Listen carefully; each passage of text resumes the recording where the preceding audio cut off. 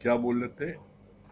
धीरज धर्म मित्र और नारी, आपद काल परखिए चारी। ये चार चीजें जब आपत्तकाल आती है, विपरीत परिस्थिति जीवन में आती है, तो उस समय तुम्हारे धीरज की परीक्षा होती है कि तुम कितनी धीरज में हो। और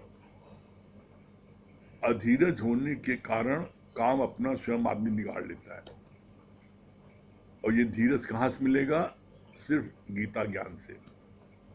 धीरज धर्म, आदमी 1 मिनट में विपत में जो है अपना धर्म छोड़ देता है। मित्र और नारी, जो विपत आती है तो जो सच्चा मित्र होता है वो सिर्फ तुम्हारे सामने खड़ा रहता है तुम्हारी सहायता के लिए। बाकी जितने सब भाग जाते हैं, कोई नजर नहीं आएगा। नारी, स्त्री, जब विपत आती है जीवन में तो उस समय जो है, अगर स्त्री जो है ज्ञानवान है तो वो पति के साथ में डट के खड़ी रहती है और उसको उत्साहवर्धन करती है, हम आपके साथ हैं। ऐसा नहीं कि कष्ट आया तो छोड़ के मैं के भागी। तो ये चार चीज जो आती हैं, धीरज धर्म मित्र और नारी, आपत्तकाल परखिए चारी। जब आपत्तकाल आती है तो उस समय इनको परखने का मौका मिलता है। तो इसलिए गीता ज्ञान सुनने पर हमको सही रमज और समझ प्राप्त होती है। ठीक है, चलिए हम लोगों का जो है भगवत गीता चल रही है। भगवत गीता का हम लोगों का 18वां अध्याय चल रहा है। 18वें अध्याय का हम लोगों का 1 से 6 श्लोक हुआ था, उसका लास्ट कल जो पढ़ा गया था उसकी लास्ट 2 लाइन पढ़ते हैं, तब उसके आगे फिर आज का पढ़ा जाता है। चार्ली चैपल्स का बेटा सख्त बीमार पड़ा। डॉक्टर ने सलाह दी कि उसे हंसाओ, खुश रखो। इस कार्य के लिए चैपलन ने अपने दूसरे दोस्त को नियुक्त किया। बोला, इतने समय में मैं तो कितने लोगों को हंसा सकता हूँ। मेरा जीवन सर्व के हित के लिए है। ये काम मेरे बेटे को हंसाने का कोई भी कर सकता है। कल यहाँ तक हुआ था। इसके आगे आज क्या भगवान बोल रहे हैं? नियत कर्म का त्याग तामस त्याग है। अर्जुन मोह के बस युद्ध का त्याग करना चाह रहा था। कृष्ण भगवान ने अर्जुन की कमजोर नस पकड़ ली और युद्ध के लिए प्रेरित किया। कितनी सुंदर बात बोला। त्याग भी कई प्रकार के हैं। बोला जो तामस त्याग है, त्याग कैसा है? बोला मोह के कारण जब आप किसी कर्म को छोड़ते हो तो वह है तामस त्याग। कैसे? जैसे उदाहरण पेश किया गुरु जी ने, क्या बोला? जैसे मोह के कारण अर्जुन जो है युद्ध को का त्याग करना चाह रहा था। युद्ध का त्याग करना चाह रहा था और क्या क्या भगवान से कह रहा था? मेरी बाईं आंख फड़क रही है, मैं खड़ा नहीं हो पा रहा हूँ, मेरे हाथ पैर कांप रहे हैं, मैं युद्ध नहीं करूंगा। ये बात बोली भगवान से अर्जुन ने। जब भगवान ने अर्जुन की बीमारी पकड़ी कि ये मोह के कारण इस प्रकार की बातें बोल रहा है, तब भगवान ने उसकी उस बीमारी का इलाज किया। इलाज क्या किया? जब अर्जुन ने भगवान कृष्ण से बोला कि मैं अपने भाई बंधुओं को, अपने गुरुजन को, अपने ही पितामह को मैं उनको मारूंगा, इससे अच्छा है मैं भीख मांग करके गुजारा बसर कर लूं और मैं इनको नहीं मारूंगा, ऐसा कह करके धनुष बाण रखकर बैठ गया। तब भगवान ने उसको जो मोह था उसकी उसकी उस बीमारी को पकड़ा और उसका इलाज किया। और जब इलाज किया उसकी बीमारी दूर हो गई, तब वो 18वें अध्याय में युद्ध करने के लिए खड़ा हुआ। हाँ, मैं युद्ध करूंगा, तभी बोला। तो भगवान ने बीमारी क्या इलाज किया? भगवान ने बोला उसको कि जिनको तुम करो, मैं इनको मार के खून से सने हाथों से ऐसा राज्य नहीं करूंगा, भीख मांग के गुजारा बसर कर लूंगा। यही तुम्हारा भाई है दुर्योधन, तुम्हारे गुरुजन द्रोणाचार्य, ये सब जो है तुम्हारे युद्ध के खिलाफ खड़े हुए हैं और तुमको मारने का हर समय मौका ढूंढ कैसे मारें, और तुम इनकी बात कर रहे हो। तुम्हारे को चारों भाइयों को, पांचों भाइयों को लाक्षागृह में इन्होंने मारने की कोशिश की थी, तुमको तो जला दिया था जिंदा, और तुम इनसे मुंह रख रहे हो। भीम को जहर किसने दिया था? इन्होंने दिया था। वो तुम्हारे पांचों भाइयों को मारने के लिए हर समय तुमको वो दिखे हैं और तुम्हारे राज्य को हड़प के बैठे हैं, नहीं दे रहे हैं, और तुम कह रहे हो मुझको जो है उनको मार के मैं खून से सने हाथों से राज्य करूंगा। अरे ये जो है इनको तुम्हारे को मारना, तुम जो अभी युद्ध करने के लिए मना कर रहे हो, नहीं कर रहे हो, मत करो, कोई हर्ज नहीं है, लेकिन इसका परिणाम क्या होगा?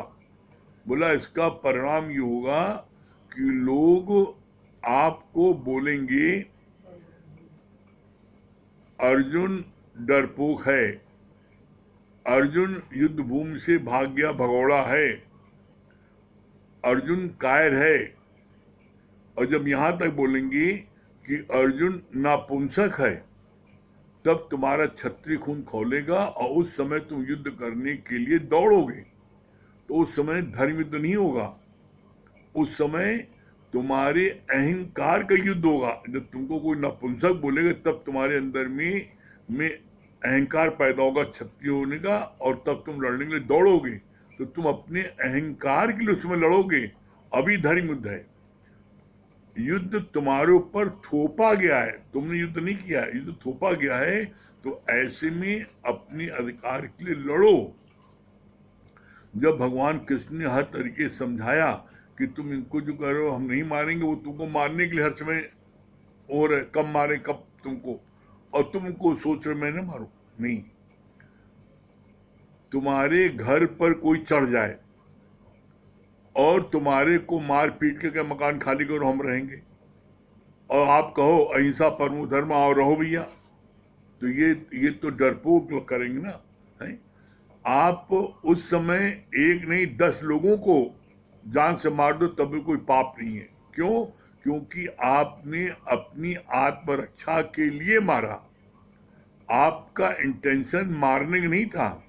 लेकिन जब कोई मेरे घर पर चढ़ आया, मेरे ऊपर अन्याय कर रहा है, मेरे को मारने जा रहा है, तो अपनी जान की रक्षा के लिए आप 10 कत्ल कर दोगे, कोई आपको एक सजा नहीं होगी।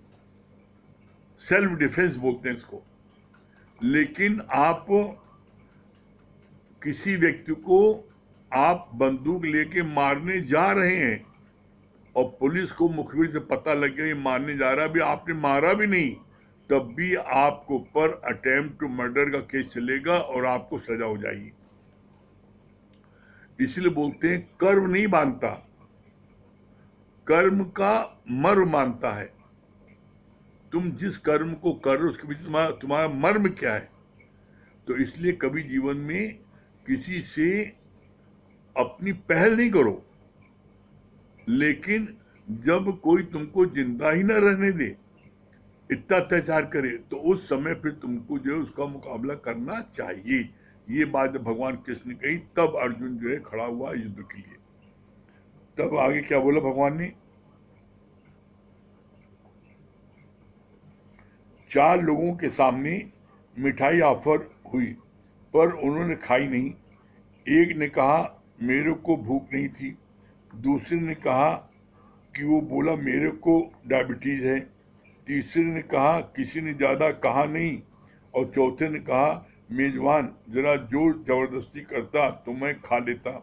यानी त्याग चारों ने किया, पर सबके कारण अलग अलग थे, सबके अलग अलग थे। चारों त्याग किया। किसी ने कहा नहीं कि हमारे को इच्छा नहीं खाने की, भूख नहीं है, किसी ने कहा डायबिटीज है, किसी ने कहा हमको ठीक से पूछा नहीं, और चौथे ने कहा कि अगर मेजबान जो है जोर जबरदस्ती करता रिक्वेस्ट करता तो हम खा लेते। तो खाया चारों नहीं, लेकिन चारों कारण अलग अलग थे। इसके बाद क्या बोलते हैं भगवान, 7 से 10 श्लोक गीता का 18वें अध्याय का, इसमें भगवान क्या बोल रहे हैं, जिस जिस वर्ण आश्रम में जो रहता है उसके अनुसार जो कर्म है उनका त्याग करना उचित नहीं है। मोहबस कर्मों का त्याग करना तामस त्याग है। कई फिर ये समझ कर कि स्त्री पुरुष बेटा सब दुख रूप ऐसा जानकर जो त्याग करती हैं वो राजस त्याग करते हैं। जो सन्यासी हो जाते हैं, भाग जाते हैं घर छोड़ करके, हैं, तो बोला ये राजस त्याग है। और जो मोह बस त्याग करती हैं वो है तामस त्याग। और ऊपर क्या बोला भगवान ने, जिस जिस वर्ण आश्रम में जो रहता है उसके अनुसार जो कर्म है उनका त्याग करना उचित नहीं है। वर्णाश्रम क्या है? वर्णाश्रम 4 हैं। कौन कौन से हैं आपके? हैं ब्राह्मण, क्षत्रिय, वैश्य और शूद्र। ये 4 वर्ण आश्रम हैं। इन चारों के अपने अपने कार्य हैं और ये चारों अपने अपने कार्य हैं। इनमें जो भी कार्य आपके जिस वर्ण में आपका हुआ है तो उस कार्य को करना ये अशोभनीय नहीं है, ये छोटा काम कोई नहीं है। जैसे बोला ब्राह्मण, ब्राह्मण का कार्य क्या है? वो ज्ञान देना, शिक्षा देना। ब्राह्मण, इसके बाद वैश्य, वैश्य का काम क्या है? बनिया का व्यापार करना। व्यापार में क्या है? वो जो है माल लाए और वो उचित मूल्य पर लोगों को दे, व्यापार करना है। फिर बोला ब्राह्मण, क्षत्रिय का काम क्या है? देश की रक्षा करना। और शूद्र काम क्या है? वो सफाई करना। तो बोले चारों कार्य, चारों कार्य में जो कार्य आपको प्राप्त हुआ है, चाहे आप किसी भी कुल में पैदा हुए हो, जो कार्य आपके सामने आया है, चाहे वो ज्ञान देने का काम आया हो, चाहे आपके देश की रक्षा का काम आया हो, चाहे व्यापार आया हो, चाहे शूद्र काम हुआ हो, कोई काम छोटा बड़ा नहीं है। कैसे नहीं है? इसका भगवान ने बोला ये चारों कार्य आप स्वयं करते हो और चारों चारों जो वर्ण आपके अंदर है। कैसे आपके अंदर है? बोला गले के ऊपर का हिस्सा, इतना हिस्सा जो है ये है ब्राह्मण, जो वार्ता करता है, ज्ञान देता है, ज्ञान लेता देता है, ये है ब्राह्मण। क्षत्रिय क्या है? क्षत्रिय ये हाथ। आप देखो, आप कहीं भी जा रहे हो रास्ते में, अगर एकाएक कोई चीज आपके सर पे गिरी तो आप हाथ से करते हो, हाथ रोको, ऑटोमेटिक हाथ उसको रोकता है।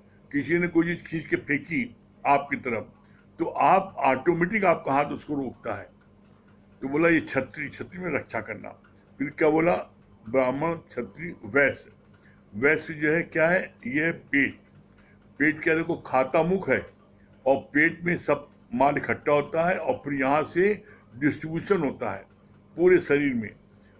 मलमूत्र का अपना हो गया, बन गया, खून अलग बन गया, सारी चीजें जो भी आप अन्न खाते हो उसका जो है यहाँ से, ये वैसे यहाँ से डिस्ट्रीब्यूशन होता है। और फिर शूद्र क्या है? ये आपके पैर, पैर आपके सूत्र हैं, ये आपके सब जगह जाते हैं। अब इसमें भगवान ने बोला कि किसी भी कार्य, जैसे लोग सोचते हैं कि शूद्र का काम सबसे निकृष्ट है, भगवान ने कहा गलत।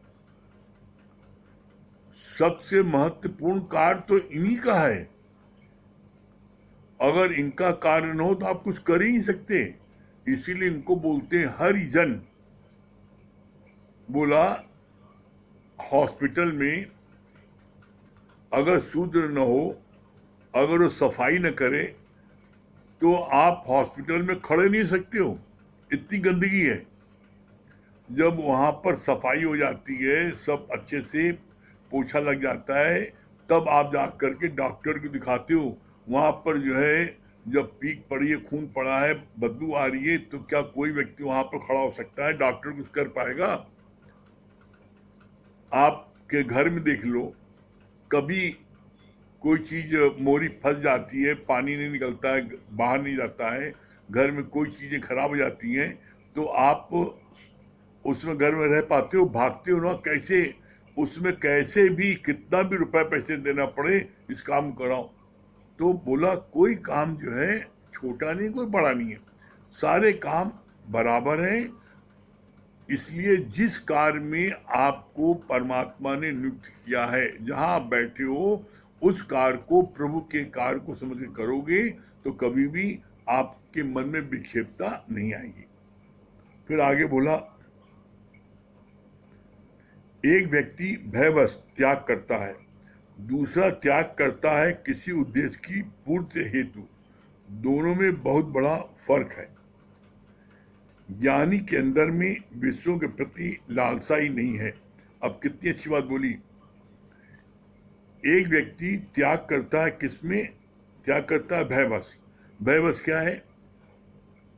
किसी की लड़की मुसलमान से शादी कर लिया, अब खानदान में उसको मेरी नाक कट जाएगी, बदनामी हो रही है, सब लोग आगे कह रहे तुम्हारी लड़की भाग गई। तो भयवश क्या होता है, पिता जो है वो घर छोड़ के भाग जाता है और कहता मैंने संन्यास ले लिया। ये भयवश। उसको वैराग नहीं उत्पन्न हुआ, उसने जो है उसने संन्यास ले लिया, जंगल भाग गया। संन्यास कोई धर्म ही नहीं है, लेकिन चूंकि लोगों के ताने माने वो सुन नहीं पा रहा था, इसलिए उसने त्याग किया और भागा।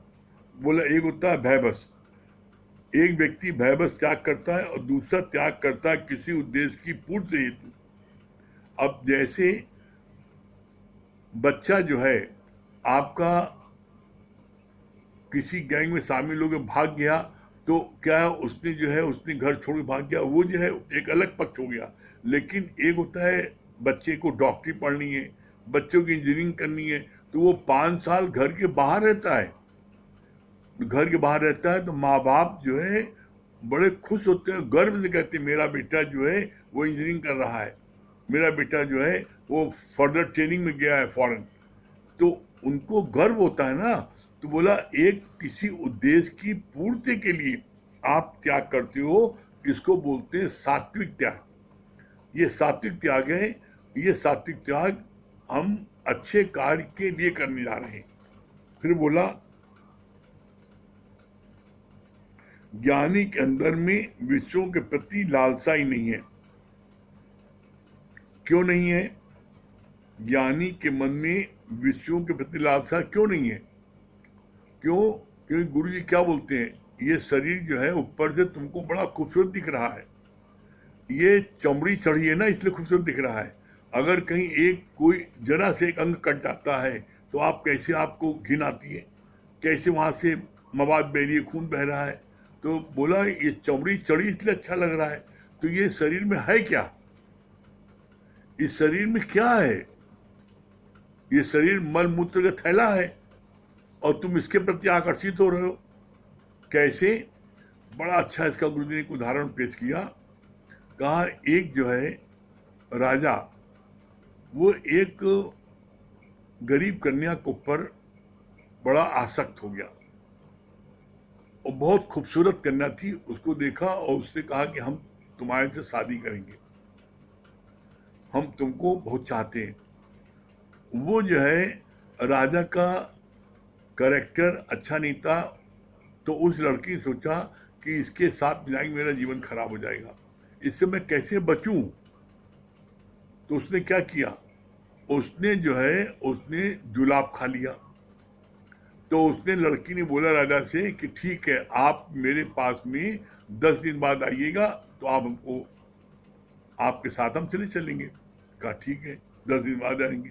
तो उसने क्या किया, 10 दिन में उसने जुलाब खाया, और जब जुलाब खाया तो उसको बहुत बार उसको जो है उसको मोशन होने लगा बहुत बार, और इतना मोशन हुआ, इतनी वो कमजोर हो गई, इतनी कमजोर हो गई कि 10 दिन में वो बुढ़िया लगने लगी, बिस्तर उठ नहीं सकती थी, इतनी कमजोर हो गई। तो 10 दिन बाद जब वो आया राजा, और उसने कहा कि वो लेटी थी, तो उससे पूछा ए बुढ़िया, वो लड़की कहाँ है? तो कहा वो लड़की, तो बोला वो लड़की वो जो है ना, वो जो बाल्टी रखी उसमें है। जब बाल्टी में देखा तो उसमें कचरा, उसमें गंध, अरे! तो उसको बड़ी तेज बदबू आई और भागा वहां से। तो बोला जो लड़की को आप खोज रहे हो वो लड़की मैं ही हूं, मेरी खूबसूरती सब उसी में चली गई। तो आप देखो, जब किसी को अगर मोशन होता है तो सारी ताकत उसी मल में है, मल में बल है, मल में बल है। तो जो किसी को ऐसा हो जाता है तो उसका चेहरा कैसा होता है 4 दिन में? तो तुम किसके प्रति आकर्षित हो रहे हो? तो बोला ज्ञान में, ज्ञान सुनते सुनते ज्ञानी जो है उसको विषयों से एकदम उपरांत आ जाती है कि नहीं, इसमें जो है, इसमें गिरने से सिवाय नुकसान कोई फायदा नहीं है। फिर आगे बोला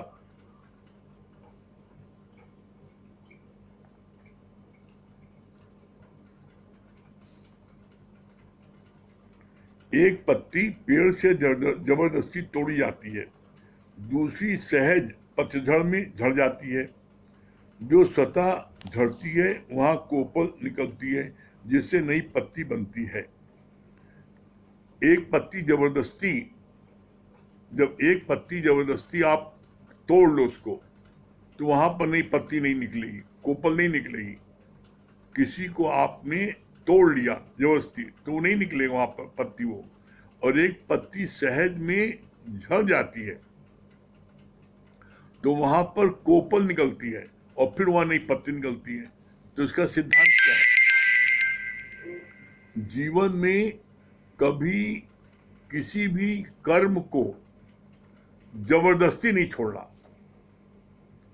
जबरदस्ती छोड़ोगे तो वहां पर क्या है, वहां पर तुम्हारा वो पड़ा रहेगा और जब मौका मिलेगा फिर कर लोगे। कैसे? जैसे बोला, जैसे स्प्रिंग का सोफा है और इस पर तुम जितनी देर बैठे हो उतनी देर ये स्प्रिंग दबी है, जैसे ही आप उठोगे स्प्रिंग फिर अपनी जगह जाएगी।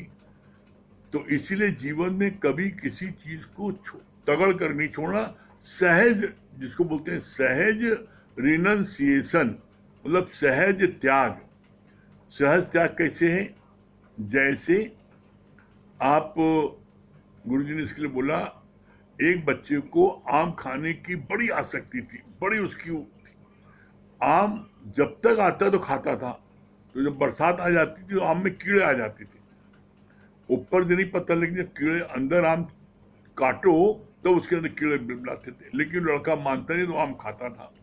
पिता बड़ा दुखी हो गया। पिता ने गुरुजी से कहा, उसने कहा अच्छा बुला लेना, बेटे को समझाएंगे। जब बेटा आया सामने तो उससे बोला बेटे से, बेटा आम खाओगे? कहा हाँ गुरुजी हमको बहुत अच्छा लगता है।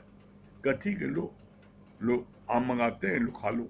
आम मंगाया तो कहा बेटा नहीं, इसको ऐसे नहीं खाओ, इसको छील के इसको हम काट देते हैं, इसको हम काट देते हैं, इसकी फांकी काटते हैं और तब खाना। आम फल हमेशा काट खाया जाता है, क्योंकि अंदर में क्या चीज, कोई खराबी है, दागी है, सड़ा है, वो कैसे पता लगेगा? तो उसको जब हम काट देते हैं तब तुम खा लेना, मना नहीं करते। तो उन्होंने आम उसके सामने छीला और उसको काटा। जब उसकी फांकी काटी, अंदर 4 फांकी काटी, तो उसमें से कीड़े बिलबिलाते निकले। और जब कीड़े बिलबिलाते निकले तो उन्होंने प्लेट में सन दी, उसको दे लो बेटा खा लो। अरे गुरुजी आप कैसी बात करते हैं, अरे इसमें कीड़म खा लें। तो उसको इतना मना करा जा रहा था तो उसको जो है वो माना नहीं। लेकिन जब गुरुजी ने उसको तरकीब से समझाया तो उसने उस काम को खाना छोड़ दिया। जैसे इस ज्ञान में लोग आते हैं, बहुत बड़ी भूल करते हैं। इस ज्ञान में आने पर गुरुजी की वाणी चल जाती है कि तुम, ये अद्वैत का ज्ञान है और अद्वैत का ज्ञान है और तुम द्वैत के कर्म करते हो। द्वैत के कर्म क्या है? पूजा पाठ, जप तप, दान पुण्य तीर्थ। तो जब ये वाणी लोग सुनते हैं तो एकदम से जो है घबरा जाते हैं और पूजा करना छोड़ देते हैं, पाठ करना छोड़ देते हैं, व्रत रखना छोड़ देते हैं। ये गलत है। क्यों गलत है? क्योंकि आपने तगड़ करके छोड़ा, तो आपने तगड़ कर छोड़ तो दिया, ज्ञानी बन गए, कि मैं अब ब्रह्मज्ञानी हो गया, मैंने छोड़ दिया। लेकिन जब कोई विपरीत परिस्थिति जीवन में आएगी, बेटे का एक्सीडेंट हो गया और आपने जिस दिन पूजा छोड़ा उसके दूसरे तीसरे दिन बेटे का एक्सीडेंट हो गया, आपने कहा देखा हमने पूजा छोड़ा, ये परिणाम मिला, आप तब से पूजा फिर पकड़ लोगे। क्यों? क्योंकि आपने किसी चीज को तगड़ करके छोड़ा है, इसलिए आप उसको पकड़ लोगे। गुरु जी कहते नहीं, कभी भी कोई चीज जोर जबरदस्ती नहीं छोड़ो, बस सिर्फ ज्ञान सुनते जाओ। जब ज्ञान सुनते जाओगे, सत्य तुम्हारे अंदर जाता जाएगा, तो क्या है, वो जो असत्य है वो अपने आप तुम्हारे अंदर से निकलता जाएगा। कैसे? जैसे एक बाल्टी पानी आप गंदा ले लो, मट्टी का पानी ले लो, और उस पानी को, गंदे पानी की बाल्टी को आप नल के नीचे लगा दो, कुछ मत करो, नल नीचे लगा दो और नल खोल दो बस। नल की धारा पानी के बाल्टी के बीच में पड़ती जाए, तो देखना आप आधे घंटे में जितना गंदा पानी बाल्टी में था वो सब बाहर निकल जाएगा और साफ पानी अंदर भर जाएगा। कैसे? जब नल की धारा पड़ती है बाल्टी में तो वो प्रेशर से रहती है, तो नीचे जाती है और नीचे माल बाहर फेंकती है, तो धीरे धीरे गंदा पानी से वो बाहर फेंक जाएगा और साफ पानी भर जाएगा। तो इसका सिद्धांत क्या है? इसी तरीके से ब्रह्म ज्ञान इतना भारी है, जब ये अंदर जाएगा तो अंदर की जितनी असत्य चीजें हैं, दिखावटी, वो सब अपने आप धीरे सब निकल जाएगा। और फिर इसको बोलते हैं सहज रिनंसिएशन, सहज त्याग। जो सहज त्याग होगा वो परमानेंट होगा, उसमें आपका मन नहीं चलेगा। और सहज त्याग क्या है? जैसे आप नदी के इस पार हैं, अब नदी के उस पार आपको जाना है, आप नाव पर बैठ गए, तो आप क्या ये कहते हो कि मैं ये पार छोड़ रहा हूं, ये पार छोड़ रहा हूं? आप उस पार को में पहुंचने की खुशी में भजन गाना गाते हो, मस्ती से गाना गाते हो, भजन गाते हुए इस पार से उस पार पहुंच जाते हो। आपने कुछ किया भी नहीं, कोई मेहनत नहीं की, मेहनत की मल्लाह ने, और आपको इस पार से उस पार पहुंचा दिया। आपने भजन गाया, नाश्ता पानी किया, आनंद लिया और उस पार पहुंच गए। तो इसका सिद्धांत क्या है? इसका सिद्धांत है इसी तरीके से गुरु तुमको बोलता है, क्या बोलता है? आओ मेरी नैया में ले जाऊंगा भव पार। ये जगत क्या है? ये जगत क्या है? ये भव सागर है। ये भव सागर में व्यक्ति बिना ज्ञान के निश्चित डूब जाता है। कोई व्यक्ति भव पार कर ही नहीं सकता बिना गुरु के। इसलिए कहा जाता है, मत कोई भूले भरम संसार, गुर बिन कोई न उतरे भव पार। तो कोई भव पार नहीं हो पाता बिना गुरु की सहायता के। तो बोला, नाविक की नाव पर बैठ गए, आप उस पार पहुंच गए, ये पार आपका छूट गया, कब छूट गया आपको नहीं पता लगा। इसी तरीके से आप सत्संग में बैठते जाओगे, आपको ज्ञान अंदर में जाता जाएगा, तो आपको ये फील होगा कि जो गुरु यहां बता रहा है इससे बड़ी कोई पूजा ही नहीं है। कैसे नहीं है? जैसे आप किसी एक देवी देवता की पूजा करते हो, किसी के हनुमान जी इष्ट हैं, तो किसी के शंकर जी हैं, किसी के रामचंद्र जी हैं, आप उनकी पूजा करते हो और उनके में अकेले भगवान देखते हो। गुरु यहां क्या बोलता है? गुरु जी यहां कहते हैं कि तुम हर एक में भगवान देखो। अपने दुश्मन में भगवान देखना बहुत मुश्किल लगता है, अपने विरोधी भगवान देखना बहुत मुश्किल लगता है, जो हमको कष्ट देता है, मेरी बुराई करता है, उसके भगवान देखना बहुत मुश्किल लगता है, जो मेरे को खूब मान सम्मान देता है, मेरे को फायदा कराता है, उसमें भगवान देखना। तो बोला, किसी एक में भगवान देखना ये तामसी गुण है। सात्विक गुण क्या है? सब में देखे भगवान। जब तुम सब में भगवान देखोगे तो क्या होगा? क्या आप किसी से बैर विरोध कर पाओगे? जब आप किसी में शैतान देखोगे तो आप उससे बैर विरोध करोगे, उससे लड़ाई झगड़ा करोगे। आप किसी को अगर भगवान करके देखते हो तो क्या आप उससे द्वेष कर सकते हो, ईर्ष्या कर सकते हो, जलन कर सकते हो? आपके मन में कोई उसके प्रति काम भावना आ सकती है, बुरे विचार आ सकती हैं? अगर आप भगवान के अलावा कुछ भी देखोगे तो आप उससे दुखी और सुखी दोनों होगे, और जो देखोगे उसका आपके अंदर में रिएक्शन होने लगेगा। आप पुत्र देखोगे तो पुत्र से आपका मोह होने लगेगा, पत्नी देखोगे तो वासना उत्पन्न होने लगेगी। तो बोला जब आप भगवान करके देखते हो तो फिर आपके मन में किसी प्रकार की कोई भावना उत्पन्न नहीं होती है। एक क्या होता है, श्रद्धा से नमन। जैसे भगवान को हम नमन करते हो और आपके मन में बड़ा आनंद प्राप्त होता है जब आप भगवान की मूर्ति देखते हो, तो आप आंख क्यों बंद कर लेते हो? आप देखो, आप इतनी दूर वैष्णो देवी जाते हो, मैया देवी जाते हो, कितने आप इतनी दूर जाते हो मेहनत करके, और उसके बाद जब मूर्ति के सामने पहुंचते हो तो आंख बंद कर लेते हो। बताओ, आंख क्यों बंद कर लेते हो? क्यों? क्योंकि तुम्हारे को आनंद की प्राप्त होती है जब आंख बंद करती हो तो उसमें आनंद। तो इसी तरीके से जब आप हर एक में भगवान देखोगे तो आपको आनंद की प्राप्त होगी। हर चीजों का विलोम है, आनंद का विलोम नहीं है। कैसे? बोला सुख है तो दुख है, मान है अपमान है, लाभ है तो हानि है, जीवन है मरण है, लेकिन आनंद का ना आनंद नहीं है। इसीलिए गुरु बोलते हैं अपने आनंद में आ जाओ, और तुम्हारा स्वरूप आनंद और शांति वाला है। कैसे है? बोला सत्य चित्त आनंद। इसका फॉर्मूला क्या हुआ? सत्य चित्त आनंद। सत्य, बोला सत्य, हम गलत फहमी क्या होती है? सत्य इस पूरे ब्रह्मांड में एक है। क्या है? ब्रह्म, आत्मा, शक्ति, सिर्फ एक है।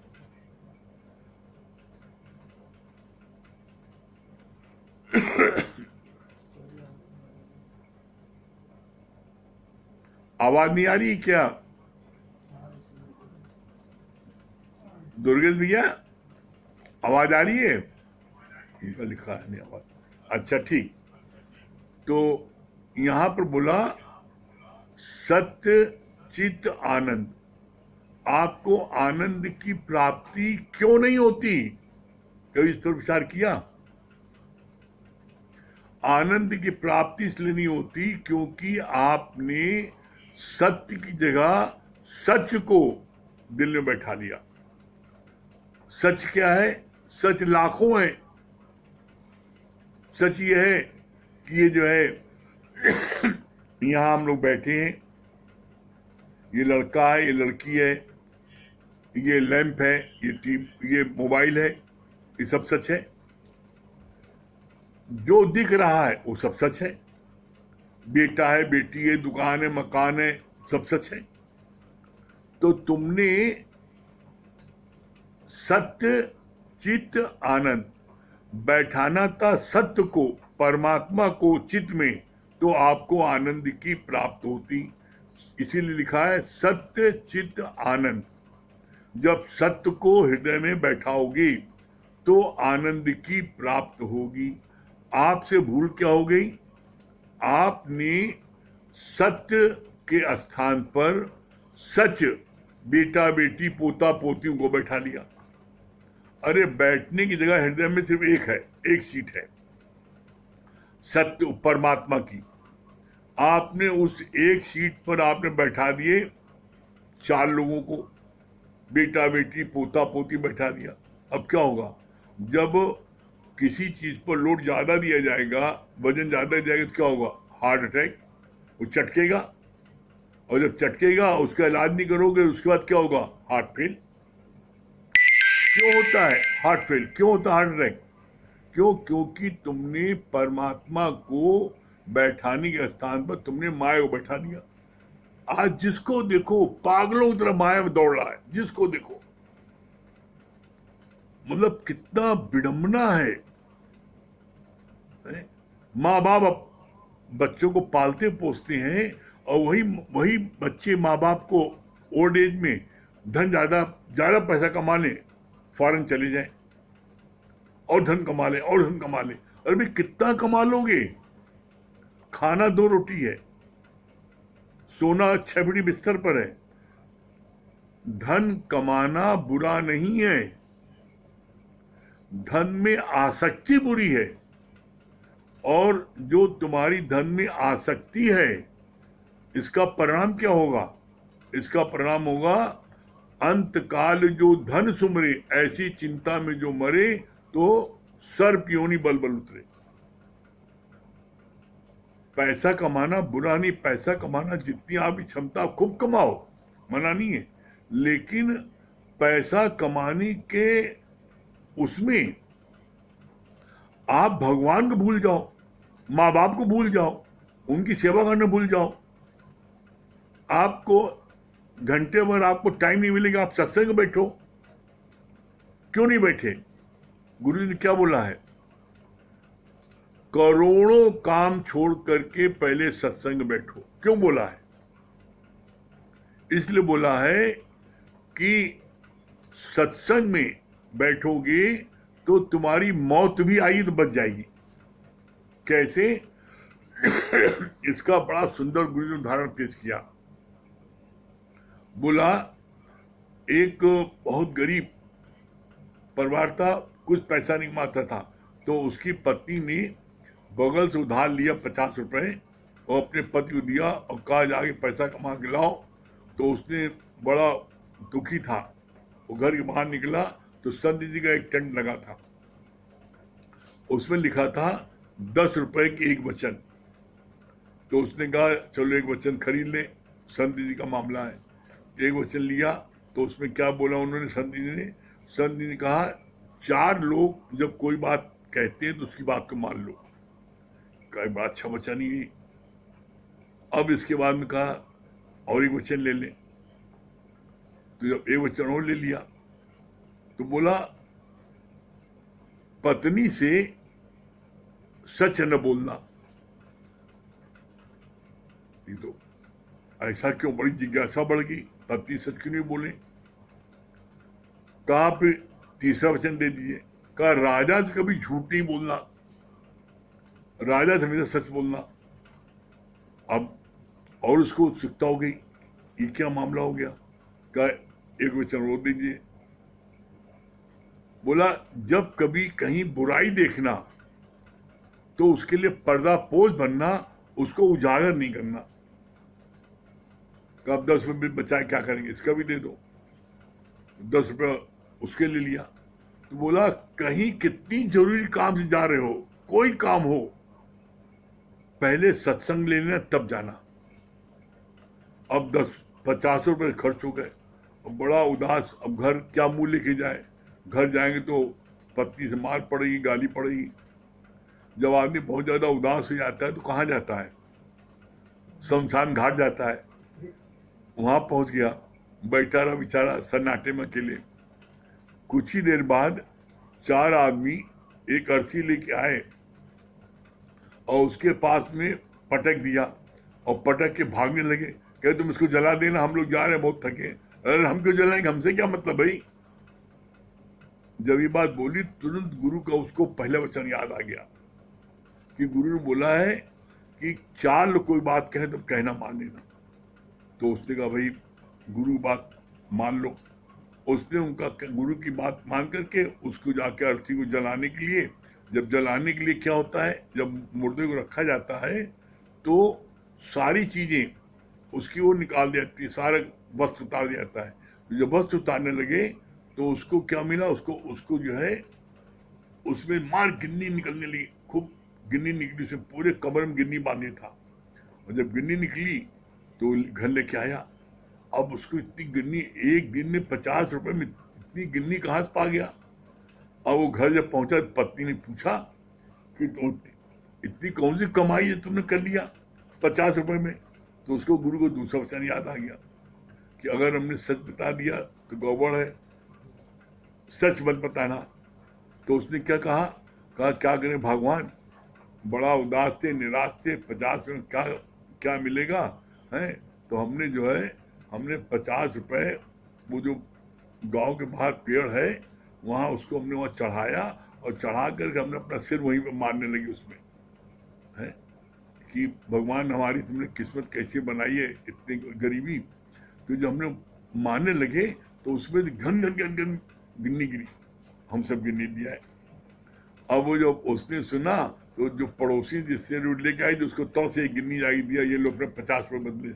उसने कहा बहना 50 में गिन्नी, कहे हाँ, कहे कहाँ से पाएगी इतनी, कहे हमारे पति ने जो ना वही गांव के बाहर जो पेड़ है उसे 50 में चढ़ा कर मार अपना सिर मारा है, तो उसमें गिन्नी बरसने लगी। अब ये बात जंगल की तरफ फैल गई गांव में। अब सबकी पत्नियां अपने पति को जो है कहा तुमने ठल्ले बैठे हो, देखो कितना गिन्नी कमा के लाया, तुम लोग जाओ। और सबको बेच दिया, सब लोग गए और सब लोगों ने अपना सर मारा। अब सबको सर फट गया, तब खूनामयी हो गई। सब लोग राजा के पास शिकायत करने आए कि इसने ऐसी ऐसी गलत सूचना दी, हम सबका सर फटा है। राजा को अब पेशी हुई इसकी।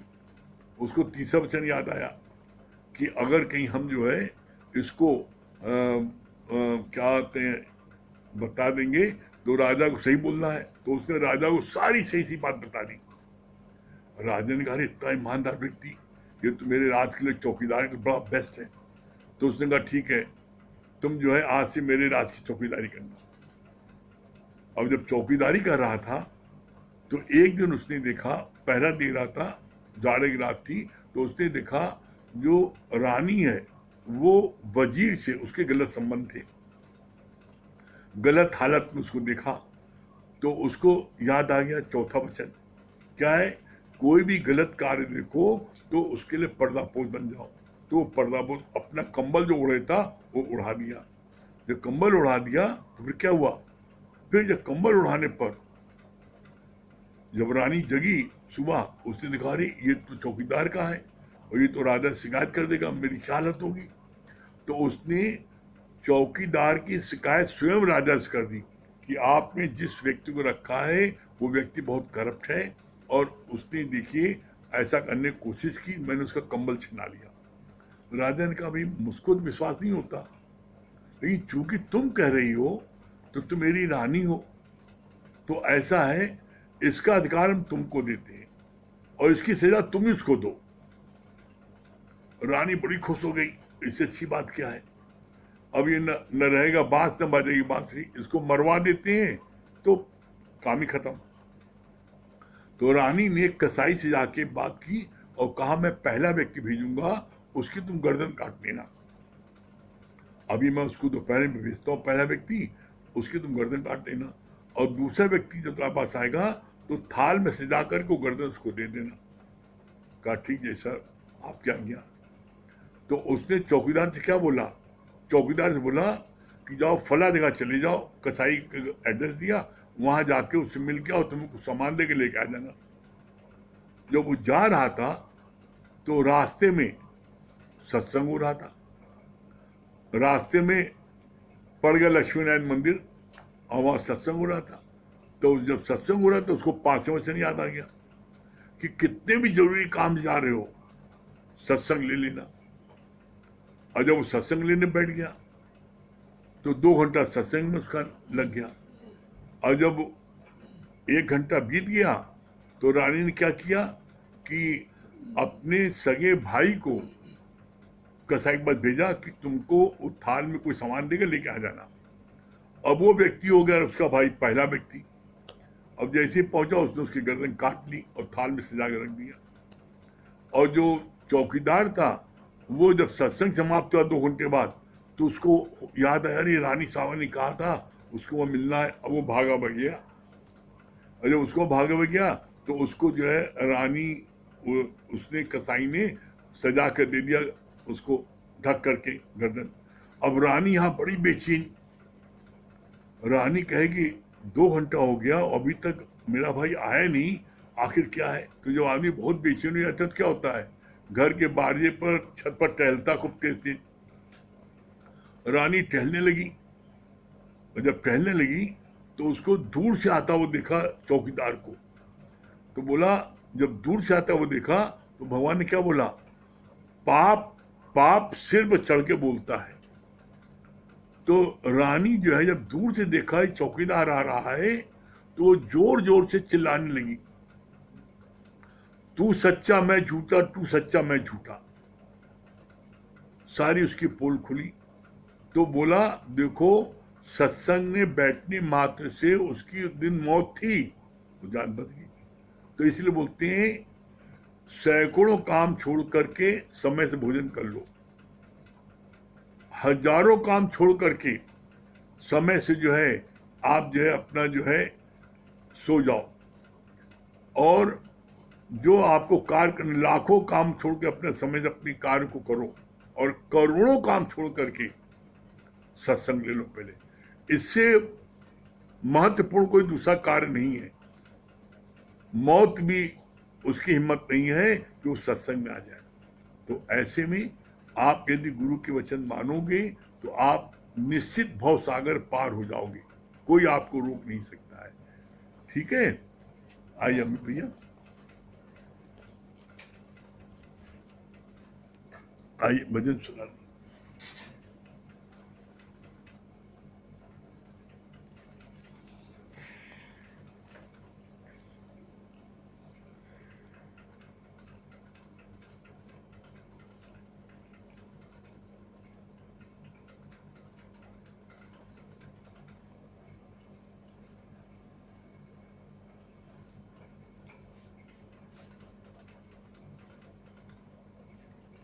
बताना चाहिए, बता दें।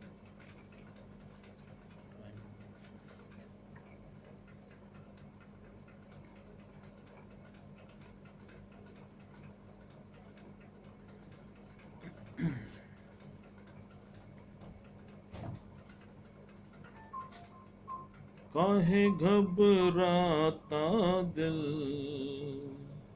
और काहे उदास है, काहे घबराता दिल और काहे उदास है, मुरलीधर मन मोहना, मुरलीधर मन मोहना तेरे ही पास है, काहे घबराता दिल और काहे उदास है, काहे घबराता दिल और काहे उदास है। ढूंढने की उसको क्या है दरकार, सामने खड़ा है तेरा श्याम सरकार। ढूंढने की उसको क्या है दरकार, सामने खड़ा है तेरा श्याम सरकार। काहे तू पुकारे उसे जोर जोर से, खींचता नहीं क्यों उसे प्रेम डोर से। काहे तू पुकारे उसे जोर जोर से, खींचता नहीं क्यों उसे प्रेम डोर से। छोटी सी प्रेम कुटिया में, छोटी सी प्रेम कुटिया में उसका निवास है, काहे घबराता दिल और काहे उदास है, काहे घबराता दिल और काहे उदास है। मुरलीधर मन मोहना, मुरलीधर मन मोहना तेरे ही पास है, काहे घबराता दिल और काहे उदास है, काहे घबराता दिल और काहे उदास है। सावरा सलूना तेरे सामने खड़ा, बात कैसे करूं यही सोचता रहा। सावरा सलूना तेरे सामने खड़ा, बात कैसे करूं यही सोचता रहा। तू जो तेरे दुख से परेशान है, शाम की तरफ नहीं तेरा ध्यान है। तू जो तेरे दुख से परेशान है, शाम की तरफ नहीं तेरा ध्यान है। तू जो उदास है यहाँ, तू जो उदास है यहाँ, वो भी उदास है। काहे घबराता दिल और काहे उदास है। काहे घबराता दिल और काहे उदास है। मुरलीधर मनमोहना, मुरलीधर मनमोहना, तेरे ही पास है। काहे घबराता दिल और काहे उदास है। काहे घबराता दिल और काहे उदास है। सावरा सलून तेरे साथ साथ है, फिर तुझे डरने की क्या बात है। सावरा सलून तेरे साथ साथ है, फिर तुझे डरने की क्या बात है। शाम का भजन दिन रात किए जा, साथ तेरा देगा उसे याद किए जा। शाम का भजन दिन रात किए जा, साथ तेरा देगा उसे याद किए जा। निकले जुबा से शाम शाम, निकले जुबा से शाम शाम, जब तक ये श्वास है। काहे घबराता दिल और काहे उदास है। काहे घबराता दिल और काहे उदास है।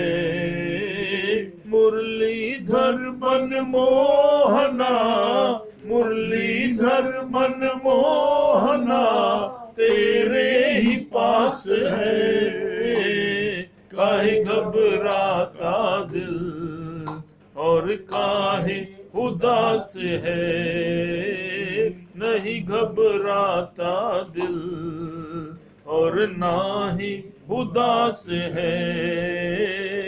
नहीं घबराता दिल और ना ही उदास है। नहीं घबराता दिल और ना ही उदास है। अब सत्य भजन सुनाएंगे। सभी प्रेमियों को हरिओम राम राम। इतनी शक्ति हमें देना दाता, मन का विश्वास कमजोर होना। इतनी शक्ति हमें देना दाता, मन का विश्वास कमजोर होना। हम चले नेक रास्ते पे, हमसे भूल कर भी कोई भूल होना। हम चले नेक रास्ते पे, हमसे भूल कर भी कोई भूल होना। हर ज्ञान के हो अंधेरे, तू हमें ज्ञान की रोशनी दे। हर ज्ञान के हो अंधेरे, तू हमें ज्ञान की रोशनी दे। हर बुराई से बचते रहें हम, जितनी भी दे भली जिंदगी दे।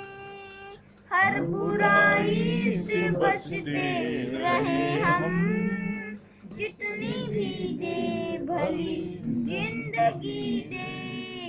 बैर होना किसी का किसी से, भावना मन में बदले की होना।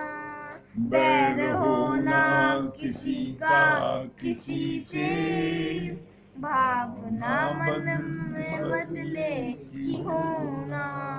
हम चले नेक रास्ते पे हमसे, भूल कर भी कोई भूल हो ना। हम चले नेक रास्ते पे हमसे, भूल कर भी कोई भूल हो ना। सभी प्रेम को हरिओम राम राम। तो पास में।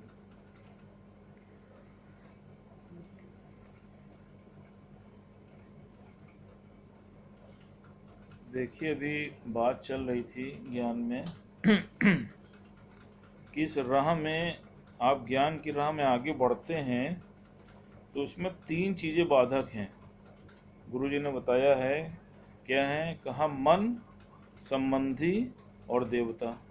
जैसे कि आप किसी देवता की पूजा करते हैं और जब आप इस ज्ञान में बढ़ते हैं तो पूजा आपसे स्वतः छूट जाती है। जैसा भी बात चली ना कि किसी भी चीज़ को छोड़ने की तगड़ नहीं करनी है।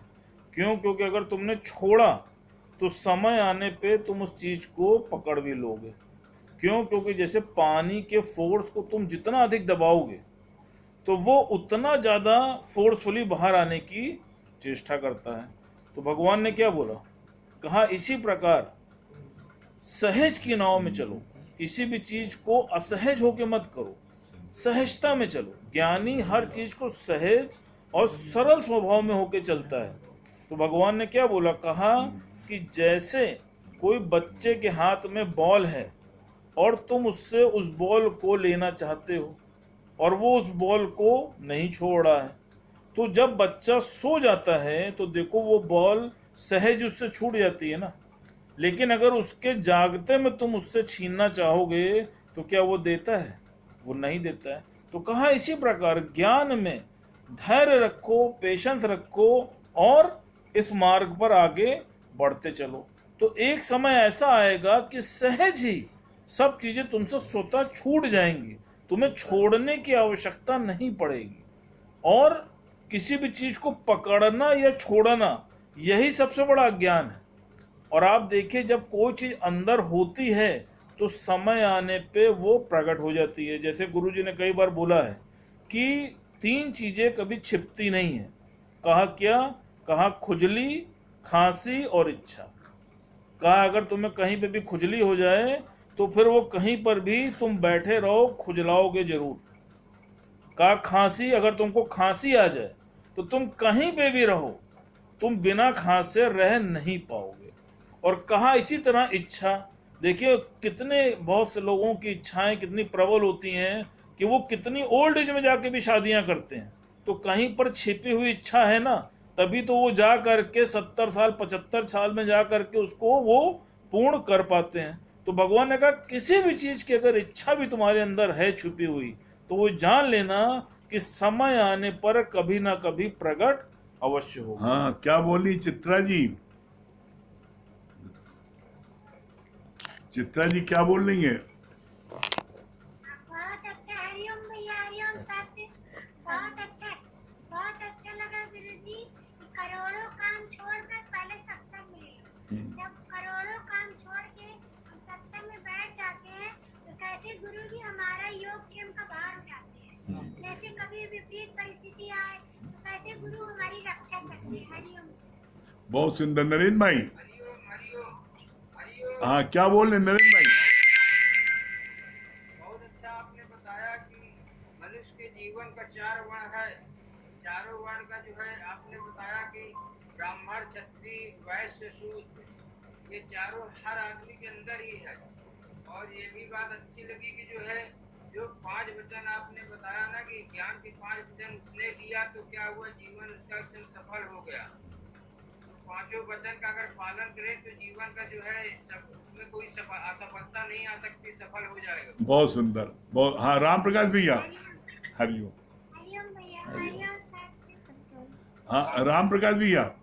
भैया, हाँ भैया हरिओम। हाँ हरिओम, क्या बोल रहे राम प्रकाश भैया? हाँ, बहुत अच्छा लग रहा था भैया आपने जो बताया, मन का फल जो बताया आपने, कितना अच्छा बताया कि जब वो राजा उस लड़की पे आशिक हो गया तो बोला मैं तुमसे ही शादी 15 दिन बाद आना, फिर हम तुम्हें बताएंगे।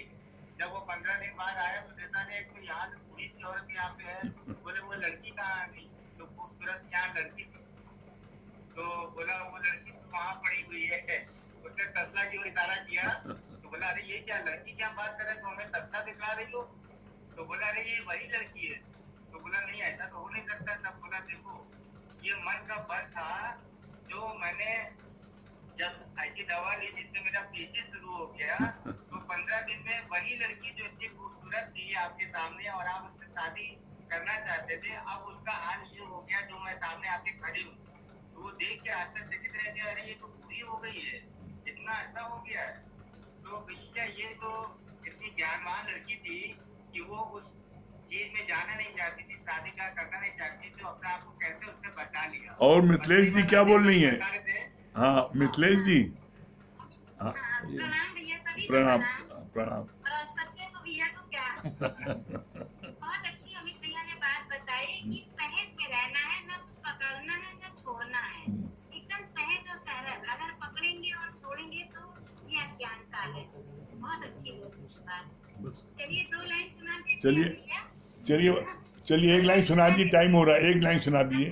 परमात्मा का पाया, पाया जन्म को क्या हुआ, परमात्मा का पाया, पाया जन्म को क्या हुआ, निधान को ना पाया, दुनिया में को क्या हुआ। चलिए बहुत सुंदर। चलिए ओम का जाप कर लीजिए, है ना, ओम का जाप कर लीजिए, टाइम हो गया है।